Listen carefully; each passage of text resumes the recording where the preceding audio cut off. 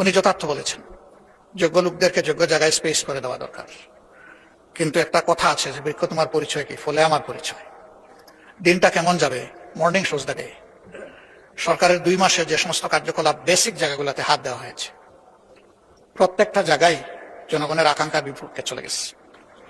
বাংলাদেশ ব্যাংকের মতো, আমি বেসিক জায়গা বলেছি, আমি কোনো কার্ড এগুলো বলিনি, নীতিগত যে জায়গাগুলো, বাংলাদেশ ব্যাংকের মতো সেন্ট্রাল ব্যাংকের গভর্নর নিয়োগের ক্ষেত্রে যে কাজটা করা হয়েছে এবং সাবেক গভর্নরকে বিদায় দেওয়ার যে পদ্ধতি অনুসরণ করা হয়েছে, জাতি এটা দেখেছে।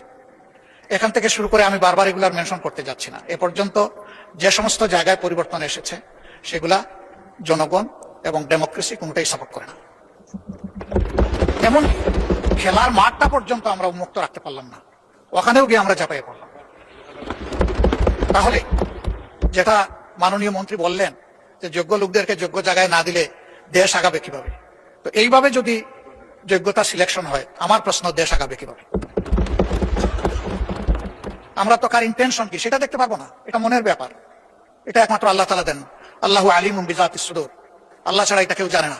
আমরা দেখবো তার প্রকাশটা কি, বাস্তবায়নটা কি, কিভাবে এটা রিফ্লেক্ট করতেছে সমাজে। সেটা এই রিফ্লেকশনে আমরা শঙ্কিত যে এইভাবে সবকিছুকে পলিটিসাইজ করলে, ক্ষেত্র বিশেষে গোষ্ঠী, পরিবার এগুলাকে প্রাধান্য দিয়ে আগাইলে এ দেশ তো আগাবে না। আমরা তো সবাই মিলে চাই যে দেশটা এগিয়ে যাক।